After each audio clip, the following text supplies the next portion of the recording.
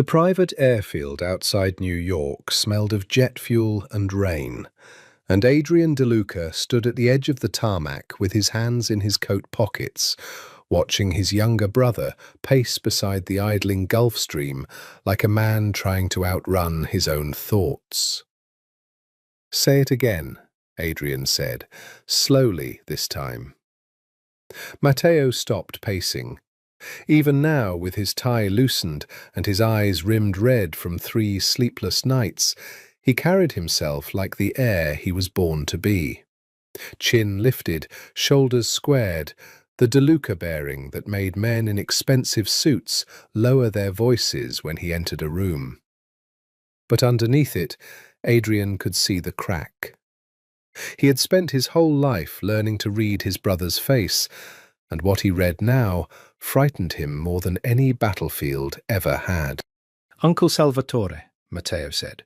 "He's been feeding information to the Moretti family for 2 years. Shipping routes, bank accounts, the names of every man we have inside the Palermo docks. He sold us out, Adrian, and he's still sitting in that villa in Sicily like nothing happened. Like blood means something to him, beyond a price." Adrian's jaw tightened. Salvatore had bounced him on his knee when he was 6 years old, had taught Matteo to sail, had stood at their father's funeral with his hand on Adrian's shoulder, whispering that the family would survive because the DeLuca blood always survived. "Then we handle it from here," Adrian said. "You don't need to go to Italy for this." "I do." Matteo's voice cracked, just slightly, just enough. "If I don't go myself, if I don't look him in the eye and let him see that I know, he'll run. And everything Dad built, everything you bled for in Kandahar and Fallujah, so that I could sit behind a desk and pretend I was just a businessman, it collapses. I have to go, Adrian. Tonight." Behind them, 2 of the family's men loaded black cases into the plane's cargo hold, cases that held far more than clothing. Adrian watched the rain bead on the fuselage and thought, not for the first time, that his brother had inherited their father's charm and their mother's optimism, but none of their father's caution. It was Adrian who had inherited that. Adrian, who had spent 20 years training himself to expect the knife before it was drawn. "What about the wedding?" Adrian said. It wasn't really a question. Matteo's face changed then, softened, the way it always did at the mention of her. "1 week," he said. "I'll be back in 3 months at the latest. Long before then. I have contingencies in place. Serena knows I might be delayed. She's patient. She's always been patient with me." "And if you're not back in 3 months?" Matteo laughed, but there was no real humour in it. A short, breathless sound, like a man exhaling after nearly being struck by a car. He stepped closer, and Adrian caught the smell of his brother's cologne, the same brand their father had worn, the scent that still made something ache behind Adrian's ribs whenever he caught it on a stranger in an elevator. "If I don't come back," Matteo said, "marry Serena for me." Adrian stared at him. "That's not funny." "I'm not laughing." "Matteo, I mean it, Adrian." Matteo gripped his brother's forearm, the way he used to when they were boys and Adrian was leaving for another deployment, another 6 months of silence and prayers whispered into cheap motel pillows. "She deserves someone who will guard her with everything he has. I trust exactly 1 man on this earth to do that if I can't. It's you. It's always been you." "You're coming back," Adrian said, low and hard, the voice he used on men who needed to believe him. "You're going to Sicily. You're going to deal with Salvatore, and you're going to come home and marry that girl yourself. I'm not having this conversation." But Matteo only smiled. That same easy, luminous smile that had disarmed senators and priests and their own mother on her worst days, and clapped Adrian once on the shoulder before turning toward the jet's stairs. "Protect her," he called back over the wind. "Starting tonight. I already told the men to move her things into your penthouse. She'll be safer with you than anywhere else in this city." "Matteo."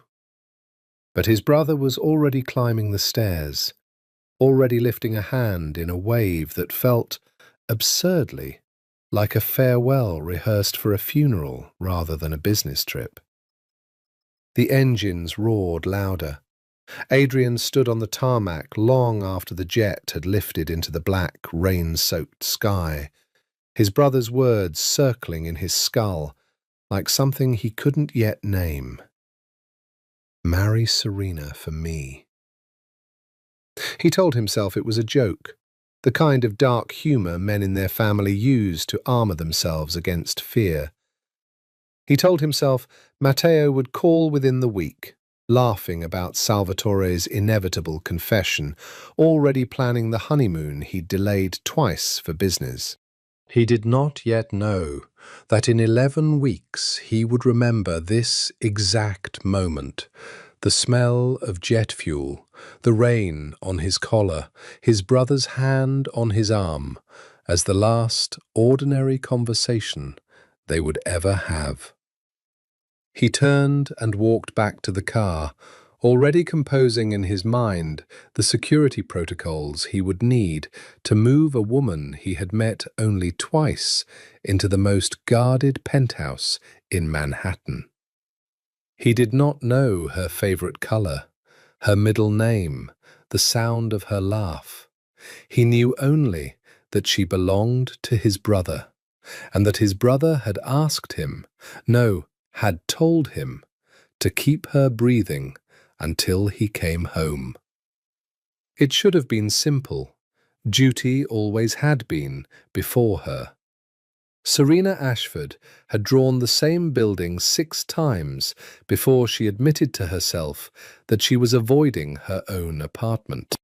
The architecture firm's offices on the 40th floor of a glass tower in Midtown were empty at 9 at night, save for the hum of the HVAC and the glow of her desk lamp over a half-finished rendering of a boutique hotel in the Hudson Valley. She liked the quiet. She liked the way a building could be reduced to lines and load-bearing calculations, could be made to make sense in a way that people so rarely did. Her phone buzzed. "Matteo. Landed in Rome. Will call tomorrow. Miss you already. M." She typed back a heart, then deleted it, then typed it again and sent it before she could second-guess the gesture one more time. 3 years of engagement to Matteo De Luca had taught her that affection, even performed affection, was a currency she owed him. Not out of obligation, exactly. Out of something more complicated, a debt she had never quite been able to name, though it had a very specific date attached to it. 4 years ago, her father had collapsed in his restaurant kitchen in Bensonhurst, his heart stopping twice on the way to the hospital, and by the time the ambulance arrived, the surgeon on call had already gone home for the night. It was Matteo De Luca, a family friend of a family friend, a man she had met exactly once at a charity gala, who had made 3 phone calls and gotten the city's best cardiac surgeon out of bed and into an operating room within 40 minutes. Her father lived. Matteo never once mentioned the favour again, not in 3 years, not even the night he proposed, kneeling in the same restaurant kitchen where her father had nearly died, surrounded by candles and the smell of garlic and rosemary. She had said yes because saying no had felt, at the time, like a kind of theft. He had given her father back to her. What was a life measured against that? She had told herself for 3 years that love could grow the way ivy grows on brick, slowly, patiently, given enough time and the right conditions. She had told herself that gratitude and love were not so different, that both asked you to give yourself over to someone else's care. She was still telling herself that when the black SUV arrived outside her building at midnight, 2 days after Matteo's plane left for Rome, and a man she did not recognize knocked on her apartment door and told her, without preamble, that she needed to pack a bag. "Excuse me?" she said, holding the door only halfway open, her hand already inching toward the pepper spray she kept in the ceramic bowl by the entrance. "Miss Ashford, my name is Bianchi. I work for the De Luca family. Mr. Matteo asked us to move you to a secure location while he's abroad." The man, broad-shouldered, grey at the temples, with the particular stillness of someone who had once been a soldier, held up a phone. On the screen was a text from Matteo's number, sent through an encrypted app she didn't recognize. "Go with Bianchi. Trust him. Adrian will explain everything. I love you." She had met Adrian De Luca exactly twice. Once at the engagement party, where he had shaken her hand for exactly 3 seconds and said nothing beyond congratulations. Once at a Christmas dinner, where he had sat at the far end of the table, answering questions in monosyllables, his eyes tracking the room the way a man tracks exits, never once meeting hers except by accident, and even then looking away as if burned. She remembered thinking, at both encounters, that there was something wrong with him. Not wrong in the sense of broken, but wrong in the sense of sealed, like a door that had been welded shut from the inside. Matteo spoke of his brother with a reverence bordering on worship. "Adrian is the strongest man I know. Adrian built this family back up from nothing after Dad died. Adrian gave up everything for me." But Serena had never understood what, exactly, Adrian had given up, and some instinct had always told her not to ask. Now she stood in her doorway at midnight, a stranger's hand extended toward her suitcase, and felt the ground of her carefully constructed life tilt sideways. "What happened?" she said. "Tell me the truth. Is Matteo in danger?" Bianchi's face didn't change, which told her everything the man's silence wouldn't. "Mr. Adrian is waiting for you at the penthouse. He'll explain what he can. Right now, ma'am, I need you to pack. We don't have long." She thought of her father, of the debt she had spent 3 years repaying with a ring on her finger and a smile she'd practiced until it looked natural. She thought of Matteo's text, "I love you," 3 words that had never once in 3 years made her stomach drop the way they should have. She packed a bag. She did not yet know that she was packing for a version of her life she couldn't have imagined, one that would end with her heart belonging to a man she'd been taught her entire engagement to see only as her fiancé's shadow. The elevator to the penthouse required a key card, a fingerprint, and a 6-digit code that changed daily. Serena counted the security measures the way she might count exits in a building she was designing, an old habit that steadied her hands as the doors slid open onto the 40th floor. Adrian De Luca was standing at the window when she stepped inside, his back to her, a glass of something amber and untouched on the table beside him. The penthouse was vast and spare, floor-to-ceiling glass overlooking the black ribbon of the East River, furniture in shades of charcoal and stone, almost no personal objects anywhere in sight, as if the man who lived here had deliberately erased himself from his own home. "Miss Ashford," he said, without turning. His voice was low, controlled, the kind of voice that had clearly spent years giving orders that were never questioned. "Bianchi treated you well, I hope." He didn't tell me anything, she said, which I assume was the plan. Adrian turned then, and for the first time she really looked at him. Not the polite, distracted glance of a holiday dinner, but a full accounting. He was taller than Matteo, broader through the shoulders, with dark hair cropped close, and a face that might have been called handsome if it weren't so carefully, deliberately blank. A scar ran along his jaw, thin and pale, the kind of mark left by something sharp and fast.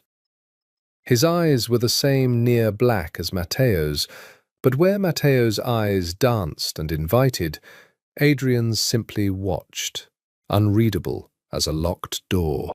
"Sit down," he said. "I'll tell you what I can." She did not sit. "I'd rather stand." Something flickered at the corner of his mouth, not quite a smile, more an acknowledgement, as if he respected the refusal more than he would have respected compliance. "As you like." He set down his glass. "My uncle Salvatore has been passing information to a rival family for 2 years. Matteo went to Sicily to confirm it and deal with the consequences.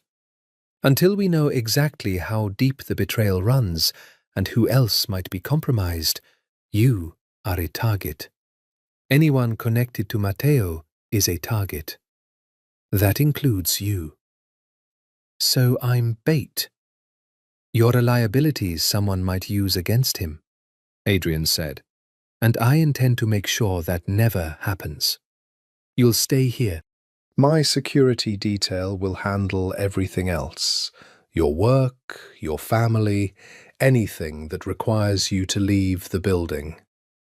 I understand this is not the life you agreed to." "No," she said, "it isn't."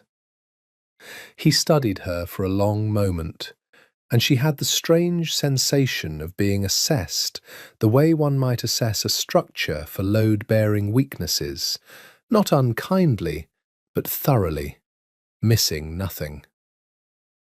"For what it's worth, Miss Ashford, I don't enjoy imposing this on you.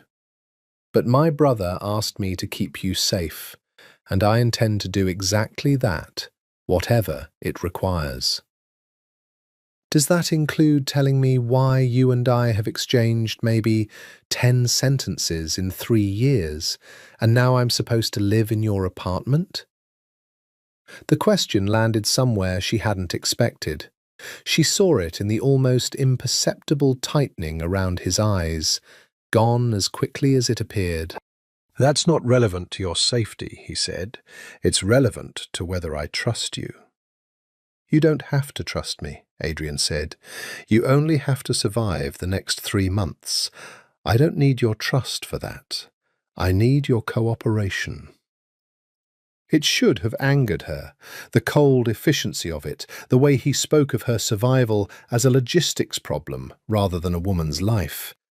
But instead, she found herself studying him the way she studied unfinished blueprints, searching for the load-bearing wall hidden beneath the surface. Matteo had told her, more than once, that his brother had given up the only woman he'd ever loved for the good of the family, though he'd never explained the details, and she had always assumed it was one of Matteo's exaggerations, the kind of myth-making younger brothers do about older ones. Looking at Adrian now, she wasn't so sure. "There's a bedroom prepared for you down the hall," Adrian said, turning back to the window, his tone closing the subject like a door. "Bianchi will bring your things up shortly. If you need anything, one of the staff will be on this floor at all times." "And you?" "I'll be here." He said it simply, without inflection, but something in the way he said it, here, as if the word itself were a vow, made her chest tighten in a way she didn't have a name for yet. She went to the room she was shown, closed the door, and sat on the edge of an unfamiliar bed in an unfamiliar apartment belonging to a man she had been taught for 3 years to think of only as Matteo's shadow. She did not sleep well that night. She kept thinking of the scar along his jaw and the way his voice had gone rough for exactly one syllable when he said the word here, as though even that single admission had cost him something he wasn't sure he could afford. She had no way of knowing that 4 floors below, a black van was already parking outside the building's service entrance, and that the men inside had been watching her apartment for 6 days, waiting for exactly this moment. The moment Matteo's fiancée moved somewhere new, somewhere they assumed would be easier to breach before the De Luca security had time to adjust. They were wrong about that, but they were about to be right about something else, that tonight everything would change. The lights went out at 2:47 in the morning. Serena woke to darkness so complete it felt like drowning, and for one disoriented second she thought she was back in her old apartment, that the power company had finally made good on their threatening letter about the overdue bill. Then she heard it. A sound like a held breath being released, glass breaking 3 rooms away, and the particular terrible silence that follows a sound like that. She was out of bed before she'd finished deciding to move, her architect's instinct for structure telling her exactly where the load-bearing walls were, which way led to an interior room with no windows. She had her hand on the door when it opened from the other side, and Adrian was there, already dressed, already holding a gun she hadn't known he owned, his face utterly transformed from the cold stillness of hours before into something sharper, faster, more alive. "Stay behind me," he said, and there was no coldness in it now, only a focus so absolute it felt like a physical force. "Don't speak. Don't stop moving." "What's happening?" "Now, Serena." It was the first time he'd used her first name. She would think about that later, in the weeks that followed. How, in the moment her life nearly ended, he had stopped calling her Ms. Ashford, as if some part of him had already decided she was his to protect by name, not just by obligation. They moved through the penthouse's dark corridors, Adrian's hand closing around her wrist with a grip that should have hurt, and somehow didn't, steering her past the kitchen, past the security room where 2 of Bianchi's men lay motionless on the floor. She made herself not look too long, made herself keep moving, toward a service stairwell hidden behind a panel that slid open at Adrian's touch on a keypad she hadn't noticed before. "They cut the power to disable the elevators," Adrian said, low and fast as they descended, "which means they wanted us on the stairs, which means there are men waiting on the stairs." "That's not reassuring." "It's not meant to be. It's meant to keep you alert." He stopped her with a hand flat against her collarbone, pressing her back against the concrete wall of the stairwell, his body angling in front of hers. And for one absurd moment, even with her heart slamming against her ribs, she was aware of how close he was, how she could feel the heat of him through his shirt. 2 men rounded the landing below them, black-clad, weapons raised, and Adrian moved before she even registered them as a threat, a controlled, brutal economy of motion that ended with both men on the ground in under 4 seconds, and Adrian's breath barely changed, his eyes already scanning the next landing before the second man had finished falling. "Move," he said, and she moved because some ancient animal part of her brain had already decided this man would keep her alive, whatever the cost to himself. They made it 3 more floors before the third man found them, this one faster, smarter, already firing before Adrian could get a clean shot, and Serena felt the bullet's passage as a hot line of air beside her cheek before she understood what it was, Adrian's arm came around her, hauling her down and sideways in the same motion he used to put himself bodily between her and the gunfire, and she felt the impact of the second shot land against his shoulder with a sound she would hear in her dreams for months afterward, a wet, terrible thud, followed by his breath catching, sharp and involuntary, the only sign of pain he allowed himself. "Adrian, I'm fine." He wasn't. She could see the dark bloom spreading across his shirt, even in the emergency lighting, but he fired twice more, and the third man went down. And then there was only silence, and the sound of both of them breathing. "You're shot," she said, her voice cracking on the second word. "It's not deep." He straightened, wincing in a way he clearly hadn't meant to let her see, and pulled his phone from his jacket with his uninjured hand, already speaking into it in rapid, clipped Italian she couldn't follow.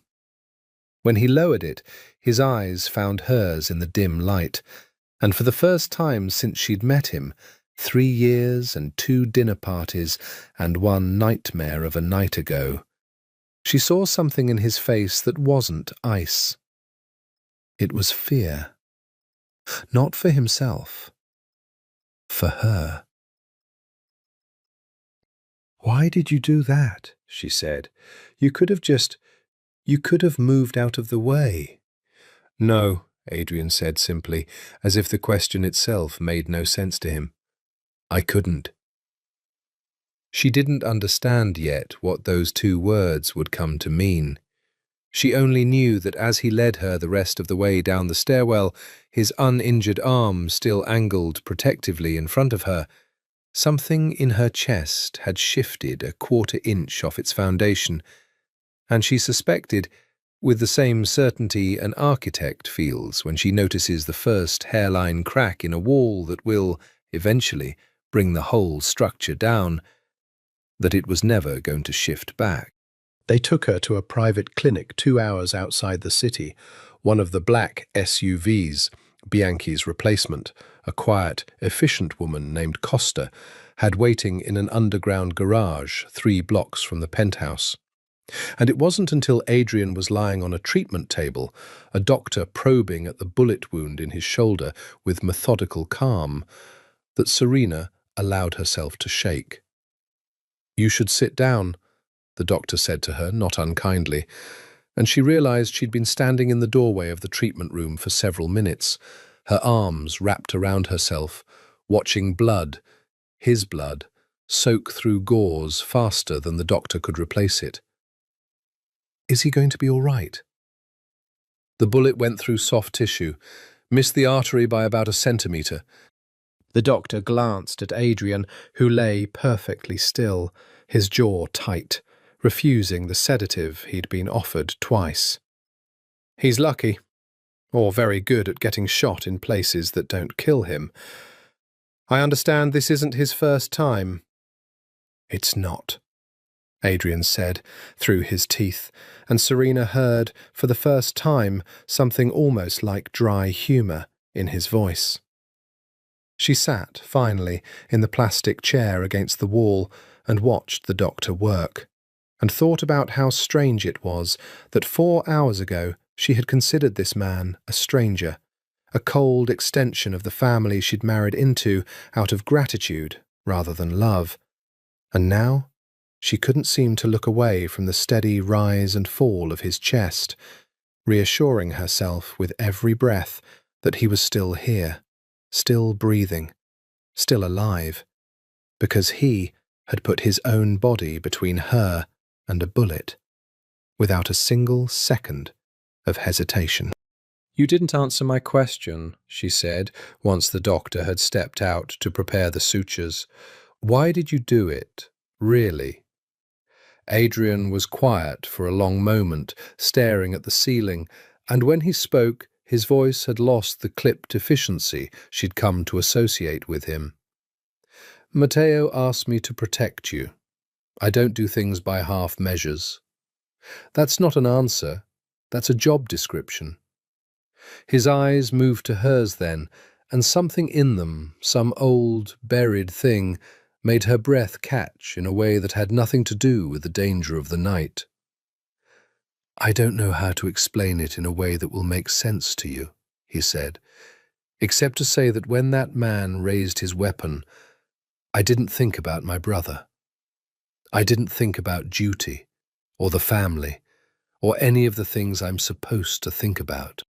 I thought only that I could not let anything happen to you. And then I stopped thinking at all." The clinic room was silent except for the hum of fluorescent lights and the distant sound of the doctor's footsteps in the hall. Serena felt something in her chest crack open, not violently, but the way ice cracks on a lake in early spring. Quiet, inevitable, impossible to undo once it's begun. "I don't understand you," she said softly. "Matteo talks about you like you're a myth, like you're made of steel. He's never once mentioned that you—" She stopped, unsure how to finish the sentence, unsure if she had any right to finish it at all, given whose fiancée she was. "That I what?" "That you're capable of saying something like that." Something shifted in Adrian's face, a flicker of old pain quickly suppressed, the way a man might suppress a wince from an old wound aggravated by cold weather. "There was someone once," he said, and his voice had gone very quiet, very careful, "who I would have said something like that to, a long time ago. I gave that up for the family. For Matteo, in part. It's not a story I tell. Will you tell it to me?"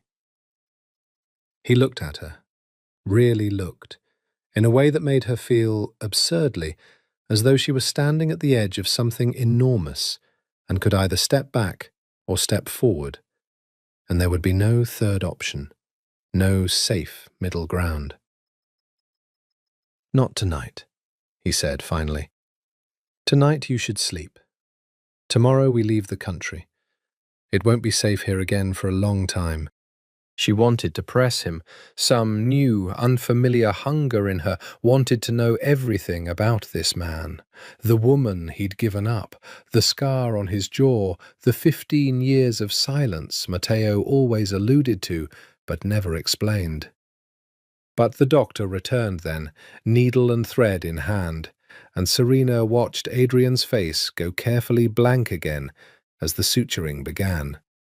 Watched him retreat back behind the wall he'd built around himself so long ago that she suspected even he had forgotten there was a door in it at all. She did not know yet that she would spend the next 3 months learning to find that door. She only knew, watching him bleed for her without complaint, without hesitation, that some fundamental accounting in her life had shifted, and that she was no longer entirely certain which De Luca brother she was safest loving. The villa above Positano had belonged to the De Luca family for 3 generations, a whitewashed structure clinging to the cliffside, with a view of the Tyrrhenian Sea so vivid it looked, Serena thought, like something rendered rather than real. Adrian's arm was in a sling.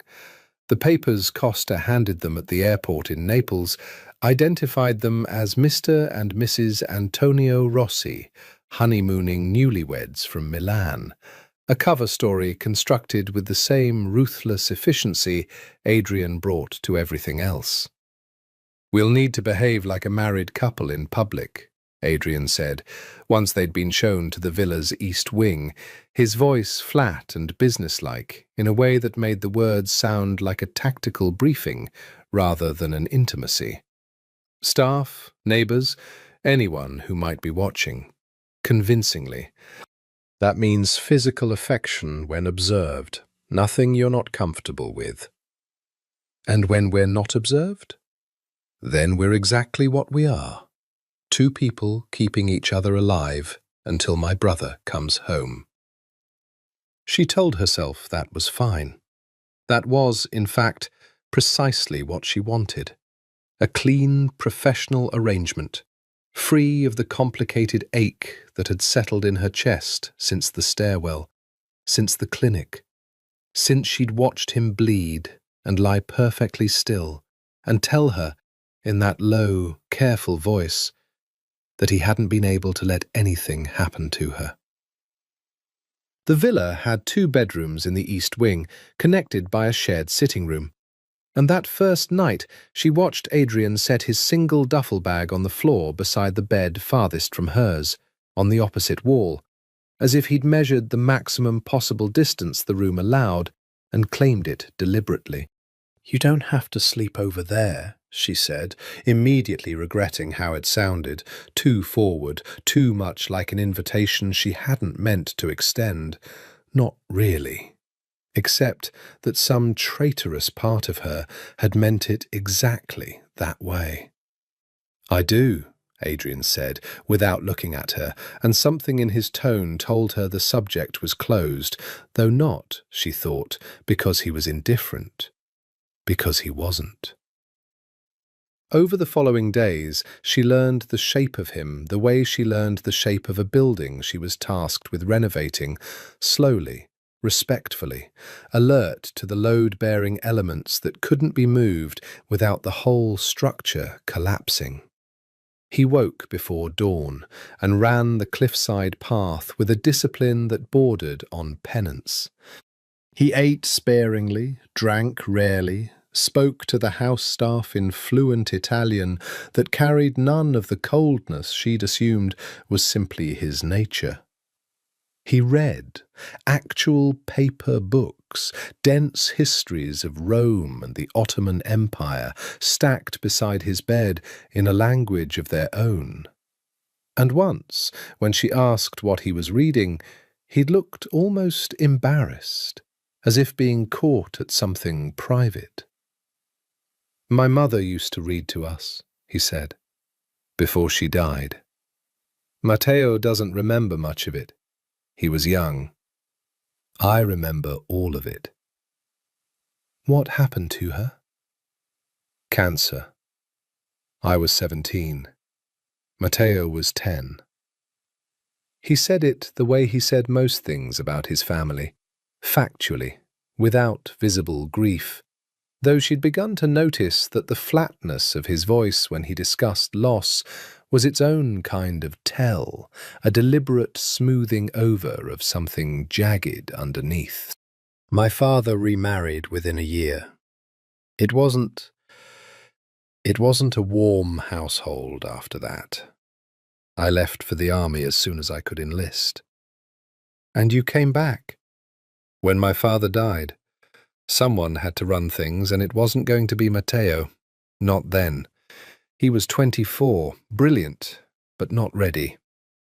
So I came home." He looked at her, and something in his expression seemed to ask her not to feel sorry for him, though she did anyway, quietly, in a way she was careful not to show. "I gave up a great deal to make sure Matteo could have the life he was supposed to have. It wasn't a sacrifice I regret." "But it was a sacrifice." He didn't answer that. He simply looked out at the sea, his jaw set, and Serena understood, watching him, that she had just been handed the first real piece of a man no one in his own family seemed to fully know, and that she wanted, with an intensity that frightened her, to be handed the rest. That night, cooking dinner in the villa's vast kitchen because the staff had been given the evening off for their own safety, she made her grandmother's recipe for cacio e pepe, and when Adrian appeared in the doorway, drawn by the smell, and saw her at the stove with flour on her hands and her hair falling loose from its knot, something happened to his face that she would spend weeks trying to name. He smiled. It wasn't large, it wasn't even, by most standards, remarkable, but it transformed him utterly. softened every hard line, made him look, for one unguarded second, like a much younger man who had once believed the world might be kind to him. "What?" she said, oddly breathless. "Nothing," Adrian said, and the smile faded, but not entirely, not all the way. "It's been a long time since anyone cooked for me in this house." She did not tell him that watching him smile had done something to her chest that felt dangerously close to the thing she was supposed to feel for his brother and had never quite managed to.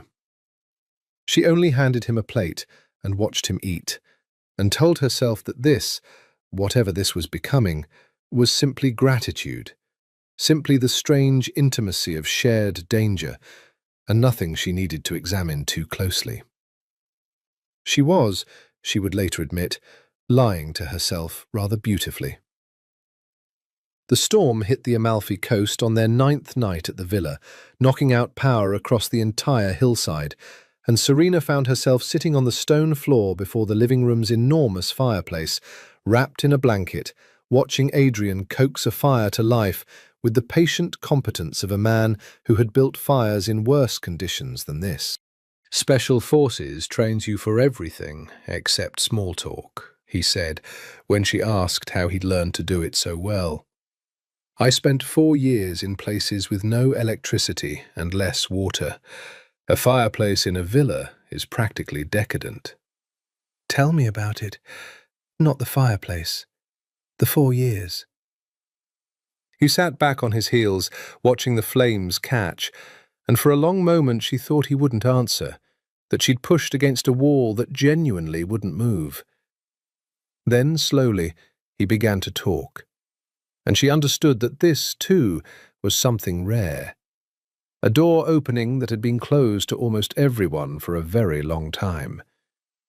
He told her about Afghanistan, about the particular cold of mountain nights, about men he'd served with who hadn't come home, spoken of with a grief so carefully contained it made her want to reach for his hand. He told her about the scar on his jaw, shrapnel, a roadside device outside Kandahar, 4 inches from taking his eye. He told her, haltingly, about the woman he'd loved before all of this, a nurse named Elena he'd met during his 2nd deployment, how he'd planned to marry her when his enlistment ended, how his father's sudden death and the chaos that followed, Matteo too young, too unprepared, rivals circling the family like sharks scenting blood, had forced him to choose between the woman he loved and the brother who needed him. "I told her I couldn't marry her," Adrian said, staring into the fire. "I told her the family needed all of me, that there wasn't room left over for a wife, for children, for any of the things she wanted. It wasn't entirely a lie, but it wasn't the whole truth either. The whole truth was that I was afraid, that if I let myself have something that soft, that good, I'd become someone who couldn't do what needed to be done to keep Matteo alive. I made myself into something hard enough to survive what came next. There wasn't room in that for her." "Do you regret it?" "Every day for the first 5 years. Less now. It becomes not easier, but quieter, like an old wound that only aches in certain weather." He glanced at her, firelight catching the sharp planes of his face, and something in his gaze made her feel, absurdly, as if the weather had just changed. "I haven't told anyone that story in 15 years. Why me?" "I don't know," he said, quiet and honest, in a way that undid her more than any declaration could have. "I've been asking myself the same question since the stairwell." The fire popped and settled. Outside, the storm battered the villa's shutters, and somewhere beyond the black windows, the sea churned against the cliffs, and Serena felt the strange, vertiginous sensation of a life reorganizing itself around a single evening, a single conversation, a single man's carefully guarded grief laid open in front of a fire he'd built with his own hands. "Tell me about your father," Adrian said, turning the question back to her. And she found herself talking about Bensonhurst, about the restaurant, about growing up above a kitchen that smelled of garlic and tomatoes and her mother's laughter, about the night her father's heart stopped and the terror of nearly losing the only parent she had left, about Matteo's 3 phone calls that had bought her father 4 more years of life. "You don't love him," Adrian said. It wasn't a question, and it wasn't cruel. It was simply an observation, gentle and devastating in its accuracy. She almost denied it. The habit of 3 years rose in her throat. The practiced defense she'd give anyone who dared suggest her engagement was built on anything but genuine affection. But something about the fire, the storm, the way Adrian had just handed her his own most guarded truth, made lying feel obscene. "I love him the way you love a rescue," she said finally.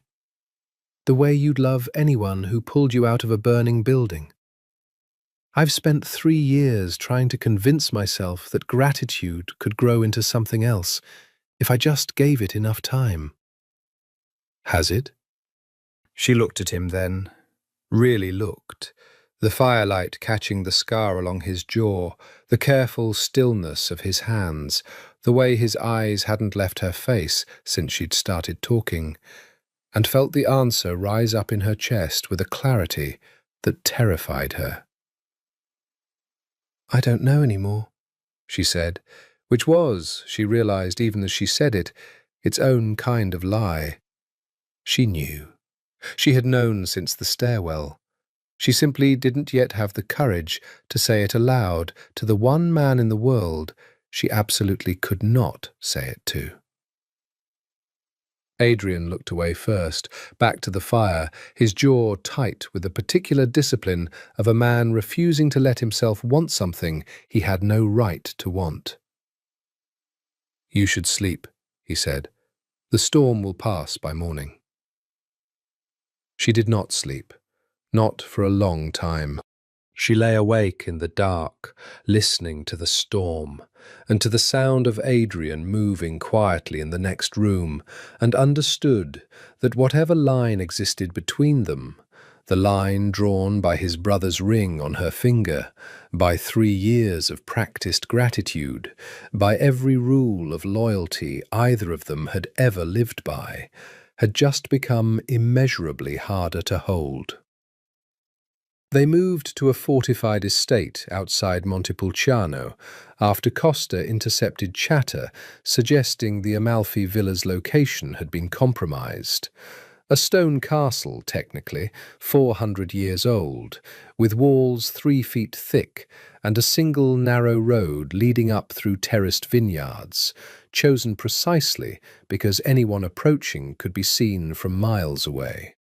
"It's beautiful," Serena said, the first morning, standing on the castle's north tower with a mug of coffee cooling in her hands, looking out over a landscape of cypress trees and rolling gold hills that seemed to belong to another century entirely.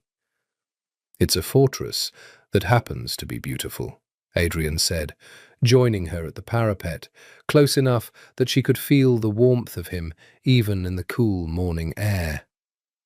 "My great-grandfather bought it after the war. He said a man should always own a building with walls thick enough to stop a tank, in case history repeats itself." He wasn't entirely joking. "Does it repeat itself?" "More often than anyone would like." He was quiet a moment, watching the mist burn off the valley below. "You've been remarkable through all of this, you know. Most people would have fallen apart weeks ago." "I design buildings for a living. I understand structure. I understand that things hold, even under pressure, if they're built correctly." She glanced at him sideways. I suppose I've been treating my own life like a construction problem. Find the load-bearing walls. Don't touch anything that will bring the whole thing down. Something in his expression suggested he understood exactly what she meant, and exactly which wall she was afraid to touch. The weeks in Tuscany fell into a rhythm that felt, dangerously, like a real marriage rather than a manufactured one. They walked the vineyard paths in the evenings, ostensibly for security reasons. Adrian insisted on knowing every inch of terrain around any property they occupied, but the walks stretched longer than strictly necessary, filled with conversation that ranged from architecture to Adrian's years in the military, to the particular loneliness of growing up the heir to something as vast and dangerous as the De Luca Empire. It was in Tuscany that jealousy first showed its face. Not from Adrian toward some rival, but the reverse. An emotion Serena hadn't expected to feel and didn't entirely know how to hide. A local winemaker, a handsome man named Alessio, who supplied the estate's cellar, had taken an obvious liking to Mrs. Rossi during a delivery, lingering at the kitchen door, complimenting her Italian, inviting her, with Adrian standing 3 feet away, arms crossed, utterly silent, to see his family's vineyard sometime. Adrian said nothing until Alessio's truck had disappeared down the long gravel drive. Then, in a voice gone dangerously quiet, he said, "You don't have to encourage that." I was being polite. He's a nice man. He was flirting with another man's wife in front of that man's husband and calling it politeness. Something flashed in Adrian's eyes. Not anger exactly, something rawer and more possessive than she'd ever seen him allow himself to show. I don't like it. We're not actually married, Adrian. I'm aware. His jaw tightened. That doesn't change how I felt watching him look at you. The admission hung in the air between them, enormous and unrecoverable, and for a moment neither of them moved, as if speaking again might force them to acknowledge exactly what had just been said. Then Adrian turned and walked back into the castle, and Serena stood alone in the courtyard, her heart hammering, replaying his words, "That doesn't change how I felt," until she'd committed every syllable to memory. That night, over dinner in the castle's cavernous dining hall, neither of them mentioned Alessio, but something had shifted, some careful equilibrium disturbed. Adrian watched her across the candle-lit table with an intensity he no longer bothered to fully hide, and Serena found herself unable to look away, unable to summon the discipline that had gotten her through 3 years of a passionless engagement. "Can I ask you something?" she said, finally, when the silence had stretched past comfortable. "Anything." "Well, if Matteo hadn't asked you to protect me, if we'd simply met at some party, 2 strangers with no history between us, do you think you would have looked at me twice?" Adrian set down his glass, and the look he gave her then was unguarded in a way she hadn't yet seen from him, stripped of every careful wall he'd spent 15 years constructing. "Serena," he said quietly, "I would have crossed the room." She did not sleep in her own bed that night. Not because anything happened between them. Nothing did, not yet. Not with the ring still on her finger and Matteo's name still binding them both to a loyalty neither could bring themselves to betray. But because she lay awake for hours, replaying his words, understanding with growing dread and growing hope that she had fallen in love with the wrong brother, and that there was no version of the coming months that would let her escape that truth unscathed. By the 2nd month, the De Luca's security apparatus had traced enough of the conspiracy to know that Salvatore's betrayal ran deeper than anyone had first believed, that the Moretti family had allies inside the De Luca organization itself, men who had access to safe house locations, which meant no property on land could be trusted for long.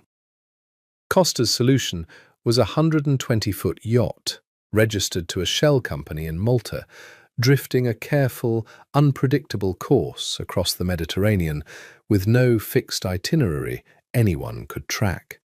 "Will be harder to find on open water," Adrian explained as they boarded in Civitavecchia under yet another set of false names. "And if anyone does find us, there's nowhere for them to hide and nowhere for us to be ambushed." Life aboard the yacht had a strange, suspended quality, as if the ordinary rules of the world had been left behind on the dock. Serena spent her mornings sketching.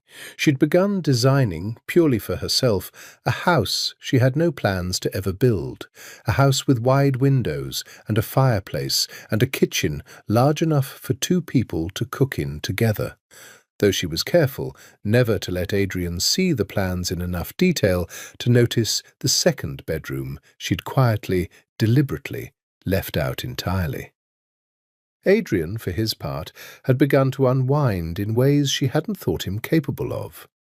He taught her to fish off the yacht's stern, standing behind her with his arms bracketing hers to correct her grip on the rod, close enough that she could feel his heartbeat against her back, and neither of them mentioned how long the lesson took or how unnecessary the closeness truly was. It was on the yacht, 3 weeks into their strange floating exile, that the nightmares started.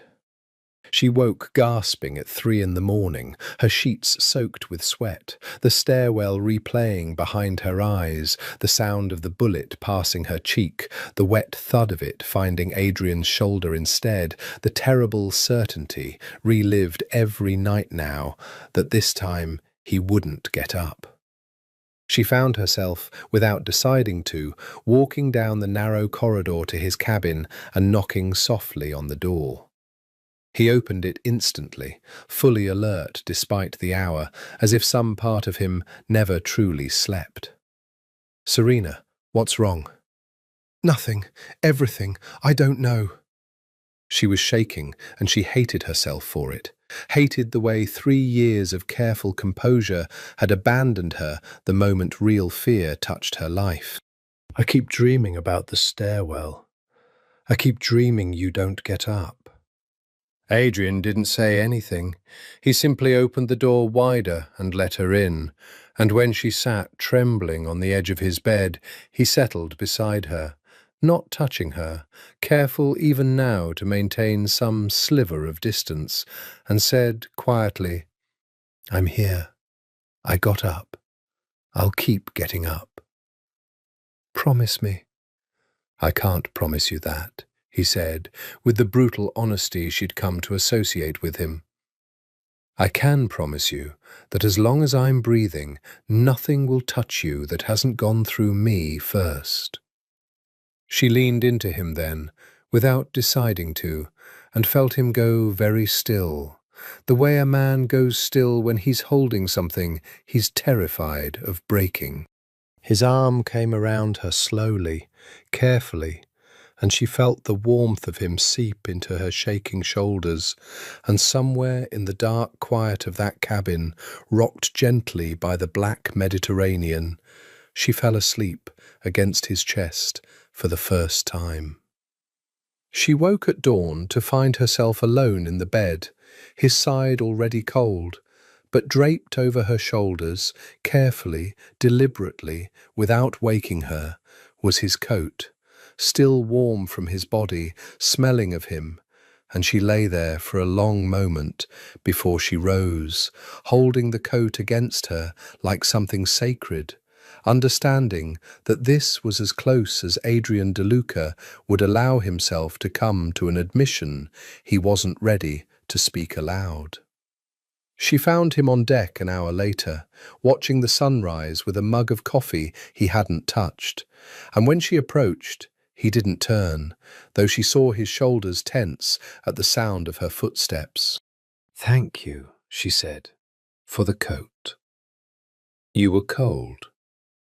That's not why you did it." He turned then, and the look on his face, raw, unguarded, exhausted from a night of watching her sleep and not touching her, the way every instinct he owned was clearly screaming at him to do, told her everything his careful words never would. "Serena," he said, low and rough, "I need you to understand something. I have not let myself want anything for 15 years. Not like this, not the way I want you, and I am doing everything in my power not to become a man who takes what belongs to his own brother.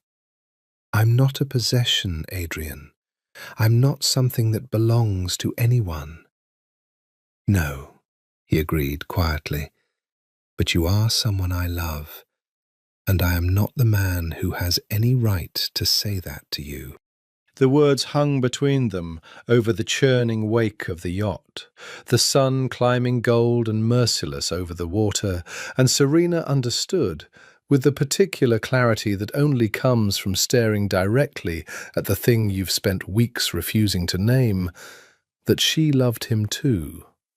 Had loved him, perhaps, since the stairwell, since the bullet, since the first unguarded smile in a kitchen that smelled of cacio e pepe, and that neither of them had any idea what to do with a truth that could only end in someone's heart breaking. They did not kiss. It would have been easy, dangerously, achingly easy, in the weeks that followed Adrian's confession on the yacht's deck.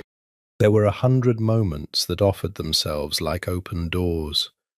The night the yacht anchored off a private cove near Sardinia, and they swam together in water so clear it seemed to hold no boundary between sky and sea, Adrian's hand closing briefly around her waist to steady her against a current, both of them breathless for reasons that had nothing to do with swimming. The afternoon she cut her hand slicing vegetables in the galley, and Adrian took her palm in both of his to examine the wound, his thumb tracing the edge of the cut with a tenderness that made her forget, for several long seconds, to breathe. The evening they danced, absurdly, to an old record someone had left aboard, swaying together on the aft deck under a sky thick with stars, his hand at the small of her back, her forehead nearly resting against his collarbone, both of them holding themselves back from that final half-inch of distance with a discipline that felt, by then, almost cruel. "Why won't you let yourself?"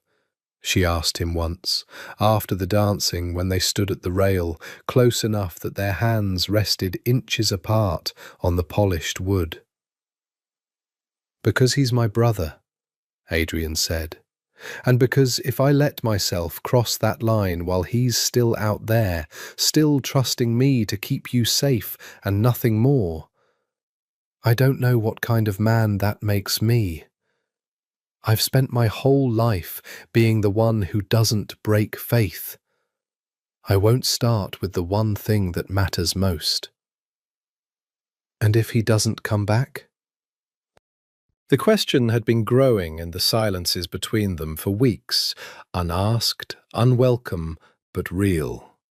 Matteo's calls had grown sparser, his voice tighter each time, the situation in Sicily clearly worse than he'd let on. Adrian's face, when she asked it, went through something complicated. Grief and hope and guilt all at once, emotions she suspected he'd never learned to hold simultaneously without one of them breaking him. "Then I would spend the rest of my life earning the right to love you properly," he said, "instead of stealing it from a man who trusted me. But he's not gone, Serena, and until he is, I have to be someone worth trusting, even if it costs me everything I want." She understood, hearing that, exactly what kind of man she had fallen in love with.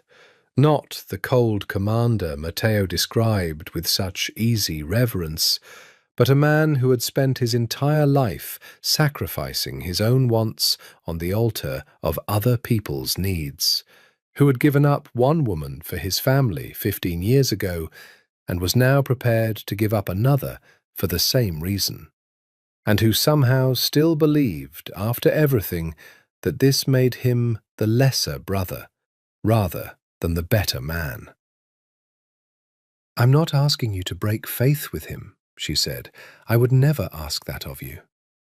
I only need you to know that whatever happens, whenever this ends, I'm not going back to what I was before. I can't unlearn what I've learned about myself these past 2 months. I can't go back to loving Matteo the way I convinced myself I did." "Don't say that to me," Adrian said, and his voice cracked just slightly, just once. "Not until he's home safe. Please." She respected the please more than she'd respected almost anything else about him, and so she let the subject drop, and they stood at the rail a while longer, close enough to touch and touching nothing at all, watching the moon lay a long silver road across the black water, both of them aching with a restraint that felt by now like its own kind of intimacy, perhaps the truest one either of them had ever known. That night, for the first time, she didn't wait for a nightmare to justify knocking on his door. She simply came, and he simply opened it, and neither of them spoke as she curled against his side atop the covers, fully clothed, nothing crossed that couldn't be recrossed, and fell asleep to the sound of his heartbeat and the distant hush of water against the hull. In the morning, his coat was around her shoulders again, and this time she did not wait until he was gone to thank him. She found him already awake, watching her sleep with an expression so naked, so entirely undefended, that she understood, with a certainty that settled into her bones like ballast, that whatever happened next, to Matteo, to the family, to the fragile architecture of loyalty they'd both been so careful to preserve, she and Adrian De Luca had already, irrevocably, fallen. "Good morning," she said. "Good morning," he said, and for one unguarded golden moment, before the walls came back up, before duty reasserted its old claim on his face, he looked like a man who had finally, after 15 years, remembered how to be happy. Neither of them could have known that in 6 days a video would arrive that would shatter that fragile happiness completely, and that the shattering would very nearly destroy them both. The message arrived at 4:12 in the morning, routed through 6 different encrypted servers before it reached Costa's tablet, and Serena would remember for the rest of her life the sound Adrian made when he watched it. Not a scream, not even a groan, but a low, guttural exhale, the sound of a man's entire structure of self collapsing at once. The footage was grainy, clearly shot from a distance, showing a small private jet, Matteo's jet, the tail number confirmed within minutes by De Luca's own aviation records, banking over a mountain range that analysts would later identify as the Alps near the Swiss-Italian border. There was a flash, a sound like the world tearing, then only falling debris and smoke and the terrible, indifferent blue of a clear mountain sky. A message accompanied the footage, sent from an untraceable number. "Tell Salvatore's nephew he should have stayed in America. Moretti." "No," Adrian said, and then again, louder, "No!" as if repetition could undo the physics of an explosion already 6 hours old by the time the footage reached them. Serena had never seen him lose control of anything. Not his voice, not his hands, not the careful architecture of his own face. And watching it happen now, watching 15 years of discipline crack open in real time, frightened her more than the kidnapping, more than the bullet, more than anything else the past 2 months had shown her. Adrian. She reached for him and he flinched away, not from her, she understood, but from the touch itself, from anything that might make the grief more real by being witnessed. "I told him," Adrian said, his voice raw, unrecognizable. "I told him not to go alone. I should have gone with him. I should have—" He stopped, pressed the heels of his hands against his eyes, and for a moment looked exactly like what he was. A man who had spent his entire adult life keeping his brother alive, and had just failed at the one thing that mattered more than any of it. Costa's people confirmed within the day what the footage suggested. Wreckage recovered from a ravine near the Italian border, consistent with the jet's registration. No possibility of survivors given the altitude and the force of the explosion. The Italian authorities, working in careful coordination with De Luca's own investigators, would need weeks to complete a formal identification. But everyone in the family already understood what the silence meant. Matteo De Luca was dead. The days that followed blurred together in a haze of arrangements. A funeral to plan in absentia, since no remains would be recoverable for burial.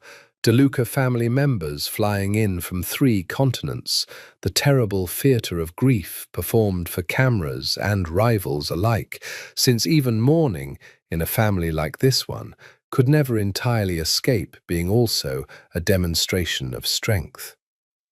Serena found herself standing beside Adrian at a memorial service held in the De Luca family chapel outside Rome, dressed in black, a ring still on her finger that now felt like a wound rather than a promise. Watching Adrian deliver a eulogy for his brother, in a voice so carefully controlled that only she, who had learned every register of that voice over the past 2 months, could hear how close it came to breaking.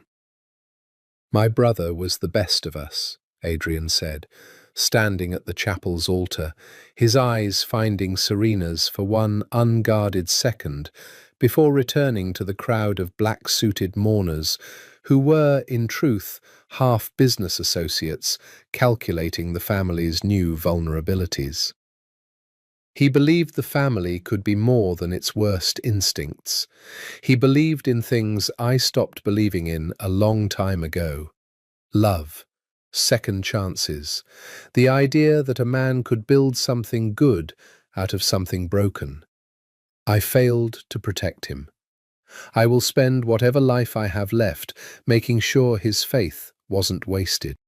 Afterward, in the quiet of the family's Roman townhouse, Serena found Adrian alone in his father's old study, a room he'd avoided for the entire 2 months she'd known him, sitting in the dark with a bottle of scotch he hadn't opened. "He told me to marry you," Adrian said without looking up, "the night he left. I thought he was joking. I've been thinking about it every hour since that video arrived. And I don't know anymore if it was a joke, or if some part of him already knew he might not come back. And he was trying to give both of us, permission for something we'd never have allowed ourselves otherwise." "Adrian?" "I loved him," Adrian said, and his voice broke completely now. The wall gone entirely, 15 years of discipline dissolving into something raw and unbearable. "He was the one good thing I had left, and I lost him the same way I lost everything else, by trying to protect it too carefully, by believing I could control a world that doesn't care what any of us protect." She crossed the room and knelt in front of him, taking his hands in hers, and for the first time in 2 months of careful distance, of unspoken longing, of a line neither of them had dared to cross, she felt no hesitation at all in closing the space between them. "You didn't fail him," she said. "You loved him the only way you knew how. And he asked you, with his last words to you, to take care of the person he loved most in this world. Let me help you carry this, Adrian. Please. Let someone finally help you carry something." He wept then, silently, terribly, the grief of 15 years of self-denial and this newest, sharpest loss breaking over him all at once. And Serena held him in the dark study of a house that had seen 3 generations of DeLuca grief, and understood that whatever came next, whatever guilt or complication or impossible tangle of loyalty and love awaited them, she was not going to let this man carry his brother's death alone.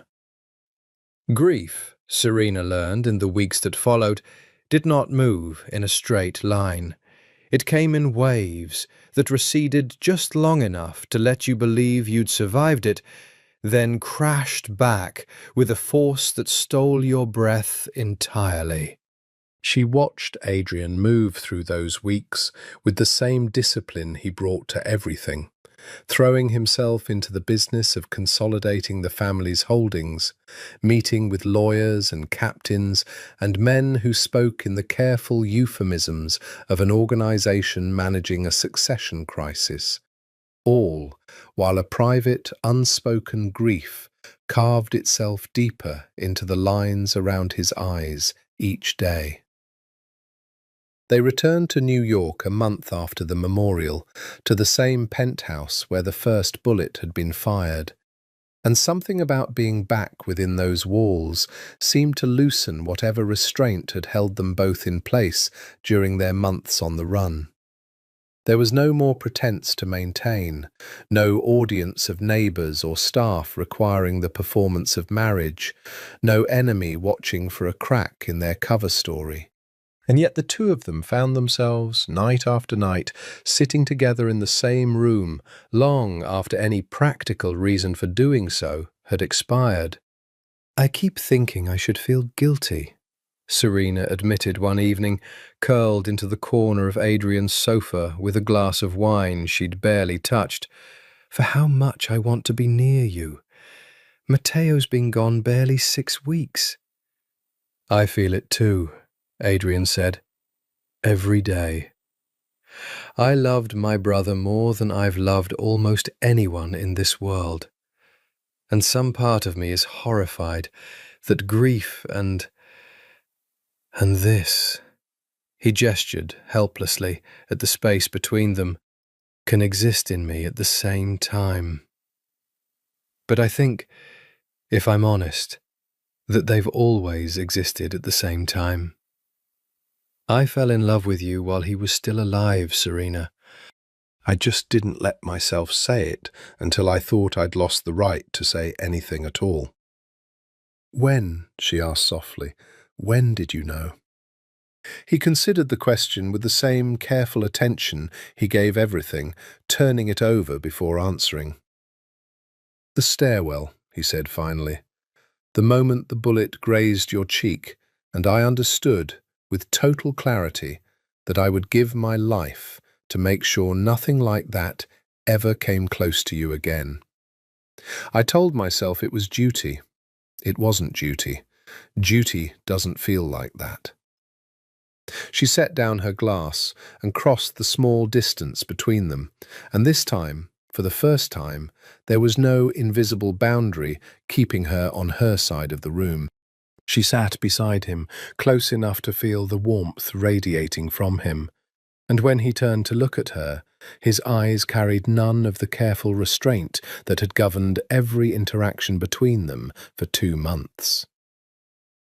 "I think," she said, We've both spent so long being careful with other people's happiness that we forgot we're allowed to have some of our own.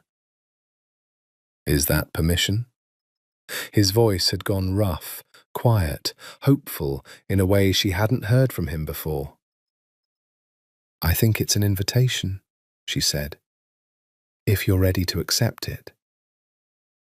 He reached up, slowly, giving her every opportunity to pull away, and brushed a strand of hair back from her face, his fingers lingering against her cheek with a tenderness that undid every careful wall she'd built around her own heart these past 3 years. Serena, he said, I have spent 15 years believing I didn't deserve to want anything for myself. I don't know how to do this without feeling like I'm stealing something that was never meant to be mine. You're not stealing anything, she said. Matteo is gone, Adrian. And even before he was, I think some part of both of us knew that what I felt for him was gratitude wearing the mask of love. And what I feel for you is something else entirely, something I've never let myself feel for anyone. He kissed her then. Finally, after months of careful distance, of nights spent inches apart with an ocean of loyalty and grief and impossible restraint between them. And it was not gentle, not at first, but fierce and aching and full of everything neither of them had allowed themselves to say aloud until this moment. She felt 15 years of his self-denial pour into that kiss, felt 3 years of her own quiet resignation dissolve entirely. And when they finally broke apart, both of them breathing hard, foreheads pressed together, she understood that whatever guilt either of them carried, this particular truth, was no longer something either of them could deny. In the weeks that followed, something in Adrian De Luca changed in ways the entire family noticed, though none of them dared comment on it directly. He laughed, actually laughed, a sound Costa later admitted she hadn't heard from him since before his mother died. He came to dinner rather than working through it. He began, slowly, tentatively, to plan a future rather than simply managing the present.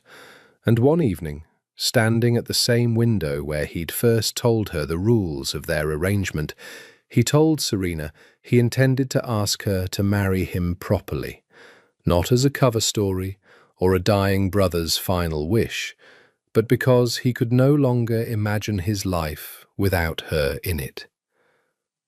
I want to do it right, he said. A ring. A question you get to actually answer, instead of a role you were assigned. I want you to say yes because you want to, not because anyone asked you to protect someone's future by doing it. She said yes to that plan before he'd even finished proposing the proposal, laughing through unexpected tears, and for the first time since the night his brother's plane had exploded over the Alps, Adrian De Luca allowed himself to imagine a version of his life that included real happiness rather than merely its careful, guilty absence. Neither of them knew that 4 days later, everything they believed about the past 3 months would be shattered, and that the brother they were mourning was, at that very moment, standing in a private airfield in Sicily, waiting for exactly the right moment to come home. Adrian had chosen the ring 3 days before, a modest, elegant, emerald-cut diamond that had belonged to his grandmother, retrieved from a vault beneath the family's Roman townhouse and carried back to New York with a care he usually reserved for classified documents. And he had planned the proposal for a Friday evening in late autumn, on the rooftop terrace of the penthouse, beneath the same skyline that had witnessed the beginning of everything between them. He was rehearsing the words in his study, alone, when Costa knocked on the door with an expression he had never once seen on her carefully composed face. Not fear, not quite, but something adjacent to it, a professional's controlled shock at a variable no calculation had accounted for. "Sir," she said, "you need to come to the security office, now."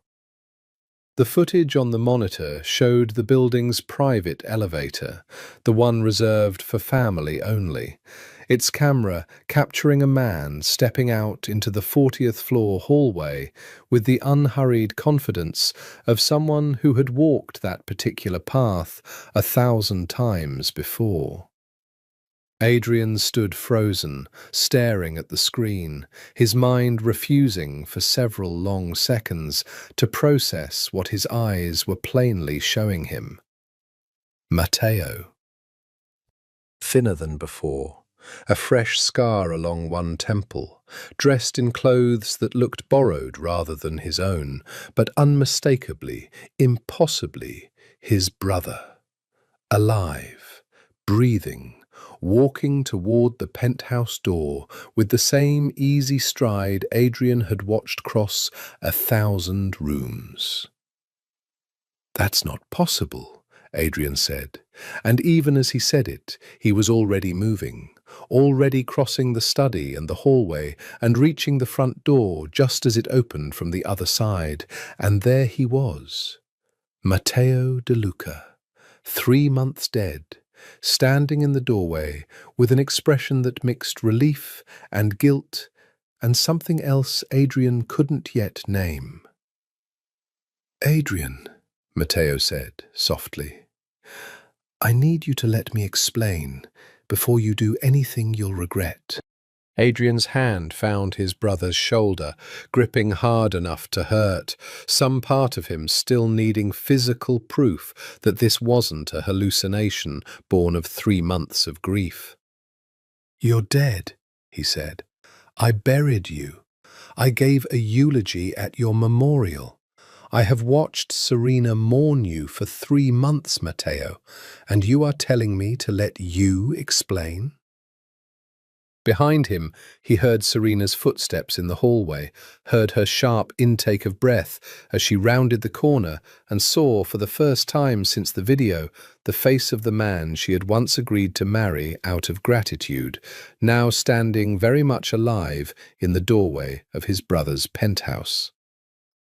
"Matteo," she said, and her voice broke on the single syllable. 3 months of grief and guilt, and a love that had quietly transferred itself to another man, all crashing together at once.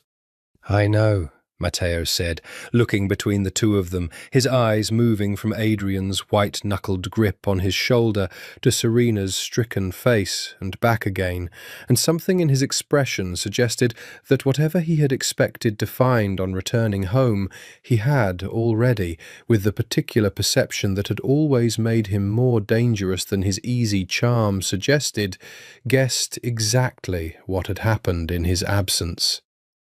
"I know I owe you both an explanation. Please, let me sit down. It's been a very long 3 months, and I don't think either of you understand yet exactly how long." They moved into the living room in a silence heavy enough to feel structural, and Matteo lowered himself into a chair with the careful movements of a man recovering from injuries not fully healed, and began, finally, to tell them the truth. A truth that would rearrange everything they believed about the past 90 days, about loyalty, about love, and about a younger brother who had understood, better than either of them had given him credit for, exactly what his final request had really meant. "The explosion was real," Matteo said. "The jet was real. But I wasn't on it." He looked at Adrian, and something old and complicated passed between the brothers, a history neither of them had ever spoken of directly. "I've known for 6 months that Salvatore wasn't working alone. I needed the real conspirator to believe I was dead before they'd show themselves. So I staged it. I let you both believe I was gone, because it was the only way to draw out the man who's been selling this family out from the inside for years. "You let me bury you," Adrian said, his voice dangerously quiet. "You let me grieve you in front of 300 people. You let Serena wear black for 3 months, Matteo." "I know," Matteo said, and for the first time his composure cracked, guilt flooding his face in a way that made him look, suddenly, far younger than 34. "I know what it cost you both. I thought about nothing else since the night I disappeared. But I need you to understand. I didn't just do it to catch a traitor. I did it because I needed to know something else, something I'd suspected for a long time and never had the courage to test directly." "What?" Serena said, her voice barely above a whisper. Matteo looked at his brother and then at the woman he had once called his fiancée, and the question he asked next would unravel every careful lie of guilt and loyalty either of them had told themselves over the past 3 months. "I need to know," Matteo said quietly, "when the two of you fell in love with each other. Because I think I've known it was going to happen since the day I put her in your care, Adrian. I think, if I'm honest with myself, it's the reason I asked you to marry her at all." The silence that followed Matteo's question stretched long enough that Serena could hear the building's climate system humming through the vents, the distant murmur of traffic 40 floors below, the sound of her own pulse thudding in her ears. Adrian did not look away from his brother. Whatever discipline had carried him through 15 years of sacrifice, through a war and a father's death and a mother's slow decline, through every moment he had ever denied himself something he wanted for the sake of someone else, that same discipline held now, steady and unflinching, as he answered the question with the same honesty he had given Serena in a dark study 3 months before. "The stairwell," Adrian said. "The night they came for her. I put myself between her and a bullet without a single thought for anything else, and in that moment I understood I would have done the same even if you'd never asked me to protect her. I fell in love with her the day you entrusted her to me, Matteo. I didn't let myself say the words until I believed you were gone. But it started that first night." Matteo absorbed this without visible surprise, nodding slowly, his eyes moving to Serena. "And you?" "I don't know if there's a single moment," Serena said, her voice steadier than she'd expected, 3 months of careful honesty with Adrian having stripped away whatever practiced evasions she might once have offered. "I think I started falling the moment he stepped in front of that bullet. And I kept falling every day after that. Every fireplace, every fire he built with his own hands, every story he told me about a life he thought he had to give up entirely to protect this family. I never loved you the way you deserved, Matteo. I loved you the way you loved someone who saved your father's life.